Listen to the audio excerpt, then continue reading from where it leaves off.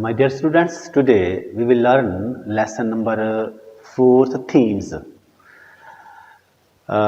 मुश्किल की इस घड़ी में हमारी दुआ है कि अल्लाह ताला हमारे मुल्क को और आपकी फैमिली को, आपके ख़ानदान को जो है वो हर किस्म की बीमारी और वबा से सलामत रखे।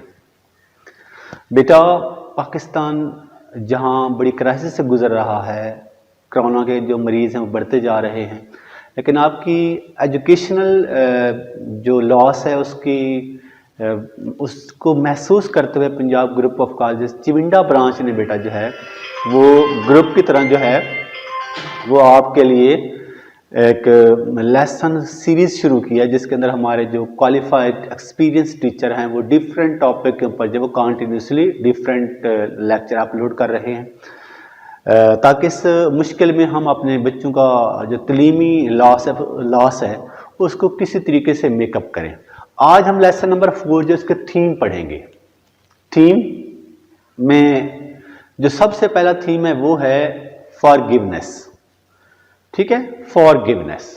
What is forgiveness? ये एक लिटरेरी डिवाइस होता है जिसको मुसन्निफ लेसन के अंदर डिस्कस कर रहा होता है थीम्स को। फॉरगिवनेस अगर हम देखते हैं तो कहानी के अंदर जो है, स्टोरी के अंदर, थैंक्स मैम के अंदर जो है ये फॉरगिवनेस का थीम जो है वो बहुत प्रोमिनेंट है, बहुत हाईलाइटेड है, बहुत नुमाया है। जब वो औरत जो है वो रात को गुजर रही होती है अपने पर्स के साथ, लड़का उसका पर्स छीनता है, वो गिर जाता है, वो उसको अपने घर में ले जाती है और एंड पे जो है उससे पूछती है कि आपके माँ बाप क्या, आपके फैमिली के बारे में नहीं पूछती, उसके रिलेटिव्स के बारे में नहीं पूछती, ताकि बच्चा शर्मिंदा ना हो, और उसको $10 देती है और वो उसको फॉरगिव कर देती है, उसको माफ कर देती है। तो हमारा पहला थीम जो फॉरगिवनेस है। इस कहानी के थ्रू जो है हमें यह भी समझाया गया है कि हम छोटी छोटी गलतियां, खासकर जो टीन एजेस हैं, जो बच्चे हैं, उनको हम माफ करना सीखें, उनकी गलती हम माफ कर दें, क्योंकि बच्चे का लर्निंग एज होती है, बच्चा यहाँ सीखता है। अगर हम उसके सामने जो एजड पर्सन हैं, जो बड़े लोग हैं, जो टीचर्स हैं, जो पेरेंट्स हैं, अपने बच्चों को अगर थोड़ी सी बात पर पनिशमेंट करेंगे, सजा देंगे, तो फिर रिजल्ट ये होगा कि वो बच्चे प्रॉपर वे से जो है वो लर्निंग प्रोसेस उनका स्टॉप हो जाएगा। बहरहाल फॉरगिवनेस जो है वो हमारा थीम है। जो वुमन है, हैवी वुमन है, वो बच्चे को माफ करते, उसको खाना देती है और उससे ट्रीट करती है, उसके साथ बिहेव्स करती है लाइक अ मदर, एक मां जैसा, लव एंड रिस्पेक्ट। अब कहीं पर जो है वो औरत लड़के को उसके साथ जिसको हेट नहीं करती, उससे नफरत नहीं करती, बल्कि उसको कहती है आपका मुंह गंदा है, आपको मेरा बेटा होना चाहिए था। फिर उसको बताती है कि जब मैं छोटी थी, मैं टीन एजेस थी, तो मैं भी चीजें हासिल करना चाहती थी जिनकी मुझे तमन्ना होती थी। तो यहां से वो कुछ बच्चे और अपने ख्यालात के अंदर जो है सिमिलरिटी शो करता है। और वैसे भी इंसान जब एज में एडवांस हो जाता है, एज में बड़ा हो जाता है, तो उसकी जो पुरानी ओल्ड हैबिट्स होती हैं वो बचगाना कहीं ना कहीं किसी बच्चे से जरूर मैच कर रही होती हैं। लिहाजा इसके जो ख्यालात हैं या इसके जो एक्शंस हैं पास्ट के, वो इस बच्चे से बड़े मिलते जुलते हैं। लेकिन बच्चे को एडवाइस करती है कि मैंने कभी भी किसी के पर्स को छीनने की कोशिश नहीं की थी, मींस मैंने जिंदगी में आला मकाम हासिल करने के लिए जो है हमेशा पॉजिटिव तरीका अडॉप्ट किया है। मदर टोन, फिर हम देखते हैं कि पूरी कहानी के अंदर जो है उसकी टोन है वुमेन की, औरत की, जिसका लब्बो लहजा है, जिसका तरीका है, वो एक मदर जैसा, एक माँ जैसा है। और बार जैसे वो खाना बनाती है, उसको खाना पेश करते हैं, उसको कहते हैं बेटा कुछ और खा लो, तो ये इंडिकेट कर रहा है, इंडिकेशन इस बात की कि उसका जो रवैया है, उसका जो बिहेवियर है लाइक अ मदर, उसकी टोन जो है वो लाइक अ मदर है। फिर इसका थीम है we should respect other, we should love other. हम दूसरे लोगों से उनकी रिस्पेक्ट करें, उनके हम ऑनर करें। अगर उनको कोई प्रॉब्लम है, उसको प्रॉब्लम को हम पॉजिटिव तरीके से अप्रोच करें। अब ये बच्चा कहता है कि मैं पर्स छीन के जो है वो जूते हासिल करना चाहता था, तो अब वो वुमन क्या करती है, औरत क्या करती है, उसकी बजाय उससे नफरत करे कि आपने मेरा पर्स छीना है, जैसे हमारे पाकिस्तानी करते हैं। अगर कोई चोर पकड़ा जाए तो सारे मारना शुरू कर देते हैं, इवन कि जिसने कभी हाथ नहीं लगाया वो भी उसके बेचारे को मार रहा होता है। और हमारे पुलिस वाले क्या करते हैं, रास्ते में जाते लोगों को डाकू और चोर बना देते हैं। ये हमारा रवैया है, हमारी नेशनलिक अप्रोच है। एनीहाउ, तो मुसन्निफ हमें जो है वो एडवाइस करता है कि वी शुड लव अदर, हमें दूसरों से प्यार करना चाहिए, हमें दूसरों की फीलिंग्स को इंपॉर्टेंस देनी चाहिए, चाहे वो हमारे अगेंस्ट ही क्यों ना हो। लर्निंग एज अगर हम देखते हैं तो बच्चे की एज वो 14 और 15 ईयर्स है, ये एज लर्निंग एज कहलाती है, यहां पे इंसान सीखता है। तो मुसन्निफ ने, राइटर्स ने हमें ये बता दिया है कि अगर हम इस एज में बच्चे को अच्छे तरीके से गाइड करते हैं, अच्छे तरीके से उसको लर्न कराते हैं, कुछ चीज सिखाते हैं, तो बच्चा जिंदगी में अगले स्टेज पर जो है, जब वो 20s में जाता है तो उसकी जो है वो अप्रोच पॉजिटिव हो जाती है और वो नेगेटिविटी की तरफ नहीं जाता। लेकिन हम बजाय, ये जो औरत है इस बच्चे को थप्पड़ मारती है, इससे नफरत करती है, इसको पुलिस में ले जाती है, इसके ऊपर मुकदमा करा देती, तो रिजल्ट ये निकलना था इस बच्चे ने क्रिमिनल बन जाना था।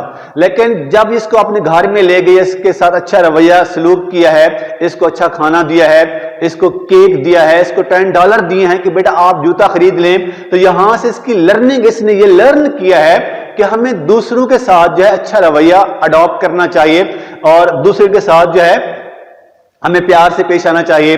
और अच्छे लोग दुनिया में हैं, अगर हमारे मसाइल हैं तो वहां कुछ लोग ऐसे भी हैं जिन मसाइल को हल करने वाले मौजूद हैं। पावर ऑफ लव, ये फिर इसका थीम है, power of love, effect of love, power of love. अब पावर ऑफ लव का मतलब ये होता है मोहब्बत के अंदर इतनी ताकत है कि ये सारी जो बिटर थिंग्स हैं उनको कन्वर्ट कर सकती है, उनको चेंज कर सकती है इनटू प्लेजेंट और स्वीट थिंग्स।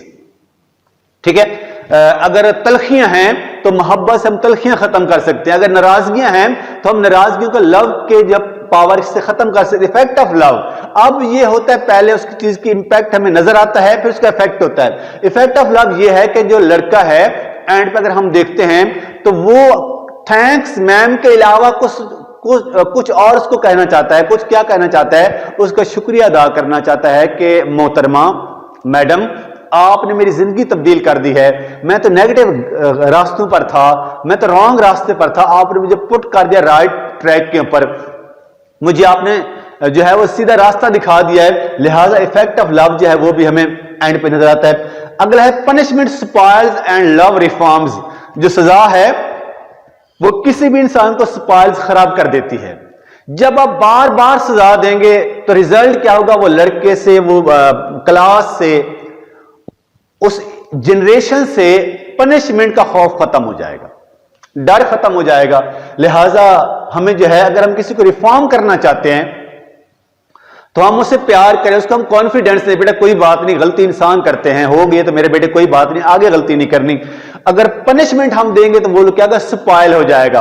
अब पनिशमेंट एक होती है दूसरों को रिफॉर्म करने के लिए, एक पनिशमेंट तो किसी इंसान की पर्सनली पनिशमेंट वो नेगेटिव चीज है। एनी पावर ऑफ ट्रस्ट अगर हम देखते हैं तो यहां हमें पावर ऑफ ट्रस्ट को शो किया गया है कि वुमेन जो है जब वो खाना बनाने जाती है अपना पर्स वहां रख के जाती है, लेकिन वो लड़का पर्स को हाथ नहीं लगाता, वही लड़का जो छीन रहा था, दरवाजा खुला है, वो भाग कर नहीं जाता। ये शो करता है कि पावर ऑफ ट्रस्ट, कि पावर जो है, ट्रस्ट की पावर बहुत ज्यादा होती है, और जो ट्रस्ट है वो इंसान को किसी भी स्टेज पर कहीं पर भी कोई भी काम करने के लिए तैयार करा देते। Trust, charity begins at home, अक्सर चैरिटी के जो है, और फिर उसको जो 10 रुपए देती है एंड पे, ये शो करता है चैरिटी को।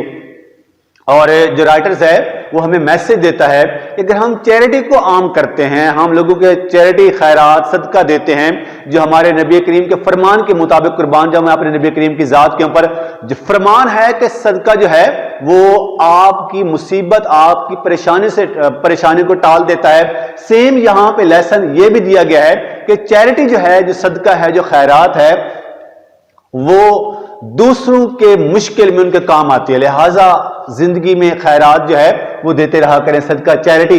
Reforms calls for wisdom, reforms जो है, जो इस्लाह है, वो तकाजा करती है अक्लमंदी का, शौर। अब ये वुमेन जो है ये विजडम को शो करती है, विजडम को शो करती है, जबकि जो लड़का है वो नेगेटिविटी, एक्टिविटी को शो करता है, इंडिकेट कर रहा है।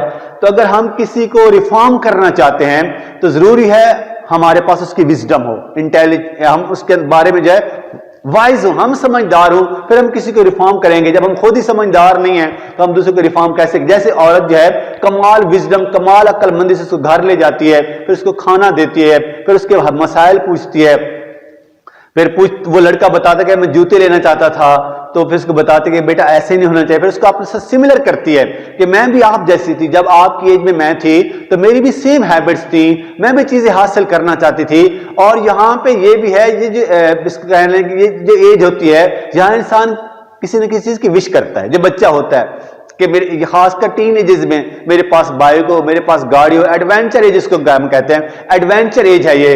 तो यहाँ पे उसको जो है इंतहाई अक्लमंदी के साथ, विजडम के साथ जो है उसको सब कुछ टीच कर देती है। We should hate crime not human not man. हमें नफरत करनी चाहिए किससे? क्राइम से, जराइम से, इंसानों से नहीं। ये था लेसन नंबर 4 के मेन थीम्स।